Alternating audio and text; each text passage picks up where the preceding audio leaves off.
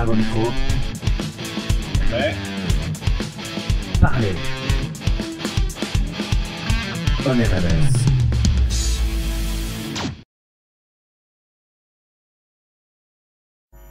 Bonjour à tous, vous écoutez On RMS et aujourd'hui on va vous parler un peu des jeux vidéo sortis cette année et qui ont plu à Yolène et Loïs. Alors Loïs, tu vas commencer en nous parlant de The Wolf Among Us, c'est ça? Voilà, tout à fait. Alors c'est un jeu PC, donc c'est un point and click d'aventure. Donc en fait le but du jeu s'appelle point and click parce que on clique pour avancer dans le jeu, on a juste à prendre des décisions, donc la souris suffit. Donc en fait, je vais vous parler rapidement de l'histoire. On incarne Big B, donc c'est le grand méchant loup, parce qu'il faut savoir que tous les personnages viennent des comics Fable et ils vivent à New York. Et le but du jeu, c'est de résoudre des affaires parce que vous êtes le shérif de la ville. Et c'est de résoudre des affaires et de maintenir la paix. Voilà, le scénario est bien pensé, le jeu est très prenant. Il faut savoir que chaque décision affecte la suite de l'histoire. Les dialogues sont bien écrits. Et en fait, on mène sa petite enquête finalement et c'est très, très intéressant. C'est un jeu particulier en plus. Tous les personnages ont un rôle et ont un certain charisme et au final c'est très attachant et on rentre vite dans l'atmosphère du jeu. Ouais, du coup c'est pas juste un jeu pour les hardcore gamers, on va dire, c'est vraiment un jeu contemplatif, c'est ça? Voilà, tout à fait, c'est-à-dire que tout le monde peut y jouer. La série Fable n'est pas forcément connue de tous, mais ça peut intéresser tous les joueurs occasionnels qui aiment ce type de jeu. Ah, donc je pourrais jouer à ça alors. Ouais, je note. Tout à fait. Et il me semble que c'est aussi le même studio, le même éditeur qui ont développé la saga The Walking Dead là. Exactement, voilà, c'est exactement le même type de jeu. Voilà, c'est la suite. Enfin, c'est pas la suite, mais c'est le deuxième bébé, on va dire, de ce studio. Et il est tout aussi intéressant, voire plus. Ok, donc après un autre jeu, pas dans le même registre dont je vais vous parler, c'est Alien Isolation. Donc Alien Isolation, c'est un survival horror qui a été développé par The Creative Assembly, un studio britannique. C'est quoi un survival horror? Alors, grossièrement, on va dire que, comme son nom l'indique, c'est un jeu de survie et qui fait très peur. Voilà. Donc là, en fait, on est dans un jeu qui rend hommage à la saga Alien. Je sais pas, pour ceux qui connaissent, c'est une saga connue et reconnue dans le cinéma et dans la science-fiction. Donc voilà, donc il y a énormément de fanservice qui est fait autour des films. On retrouve bien l'univers. Après, pour expliquer grosso modo l'histoire pour ceux qui connaisseraient pas, en gros, ça se passe 15 ans après le premier volet de la saga, et on est à bord d'un vaisseau spatial abandonné, et on essaie de comprendre ce qui a pu se passer, ce qui est arrivé à l'équipage, et au fur et à mesure qu'on arpente le vaisseau, on se rend compte, en tombant nez à nez avec un alien hyper hostile et méchant, on rend bien compte de ce qui a bien pu leur arriver, quoi, voilà. Et donc vous l'aurez compris, le but du jeu c'est de survivre à cet alien, pas se faire tuer, se cacher, etc. Donc on a des armes et tout ça, on doit tuer. Non, en fait justement c'est ça qui est hyper intéressant. En gros c'est hyper fidèle au premier film, c'est-à-dire qu'il n'y a pas beaucoup d'action, c'est vraiment un jeu d'infiltration qui fait super peur, avec une tension de dingue. Il y a vraiment une atmosphère super bien travaillée. Ils ont vraiment fait un travail d'atmosphère. Donc c'est pas du tout un jeu d'action pour les amoureux de la gâchette, voilà. Si vous voulez un truc où on tire partout, on tue des aliens, c'est pas du tout ça. Là on est dans un jeu de survie, faut se cacher de l'alien. Après vraiment, je pourrais parler beaucoup sur l'atmosphère, mais c'est vraiment une atmosphère un peu rétro-futuriste, hyper prenante, hyper immersif. Il y a la bande son qui colle super bien à l'ambiance. Genre on va avoir des bruitages de je sais pas, des grognements ou des choses comme ça qui vont nous faire sursauter, nous tenir en alerte. En plus de ça, on a l'alien qui est imprévisible, quoi. On est tout le temps en alerte, on a peur de le voir surgir n'importe où. Voilà, il fait sombre, il y a des jeux de lumière super bien faits. En gros, tous les codes de l'épouvante, on les retrouve dans le jeu. Et ça joue sur quelle console? Il me semble c'est sur toutes les consoles et PC, les consoles next gen.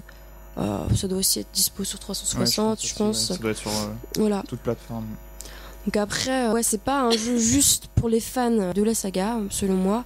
Franchement, si vous aimez bien les jeux, si vous aimez bien vous faire peur, si vous aimez bien l'horreur, si vous aimez bien la science-fiction, mais aussi si vous cherchez un jeu avec un univers vraiment, un jeu immersif, qui vous fait vivre une expérience vidéoludique vraiment prenante, moi je vous conseille ça.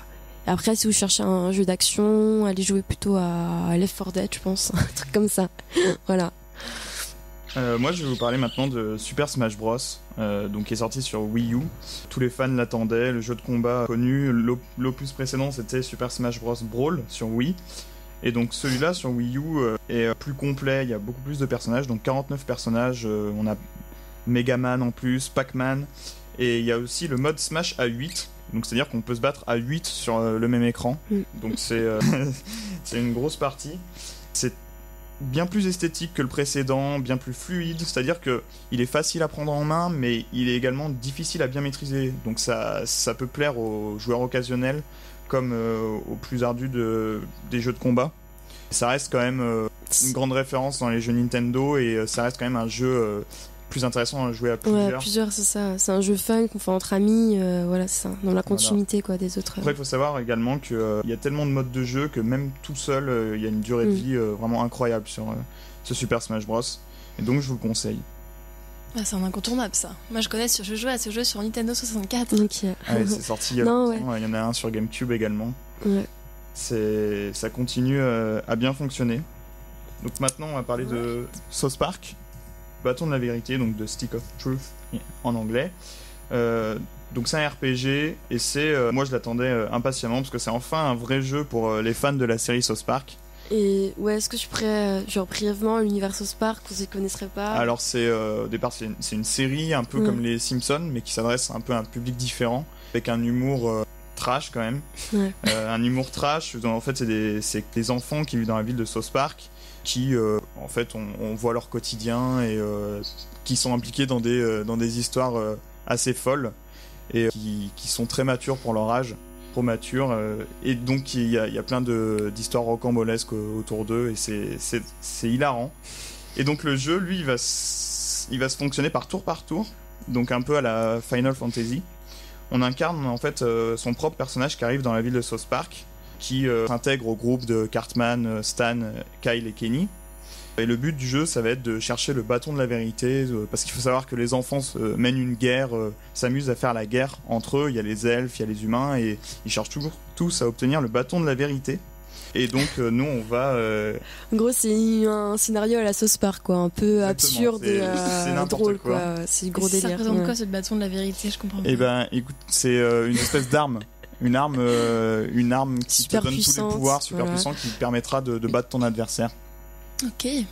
Donc on incarne un personnage, mais en fait on contrôle tous les personnages de notre équipe vu que c'est du combat en tour par tour.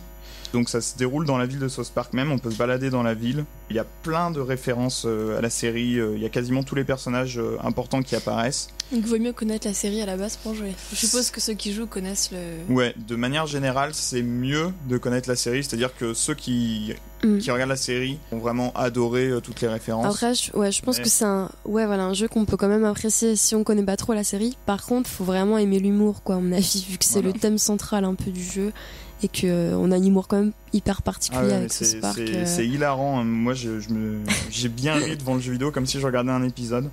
Il est assez long en plus, il y a une quête principale, des quêtes annexes, des objets cachés, pardon.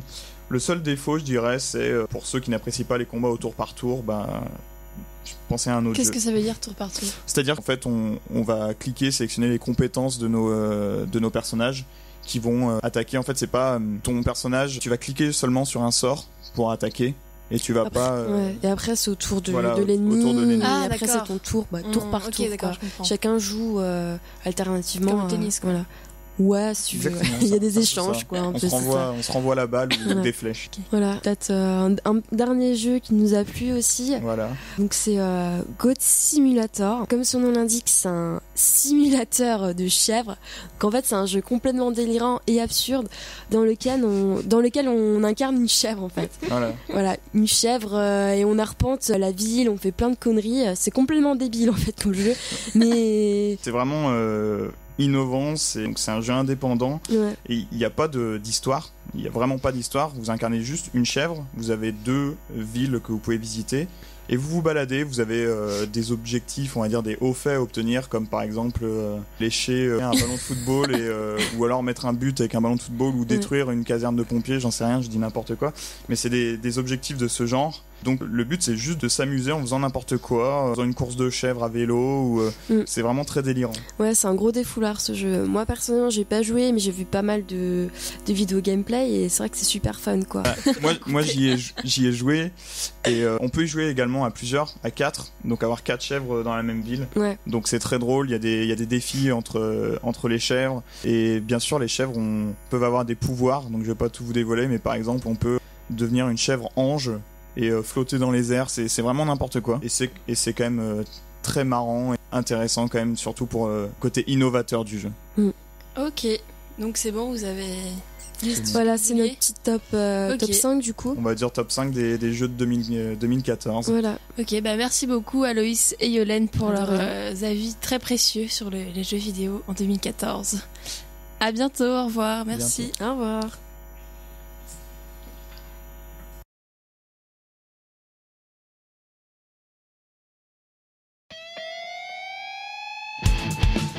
À vos micros. Ouais. Parlez. On RMS.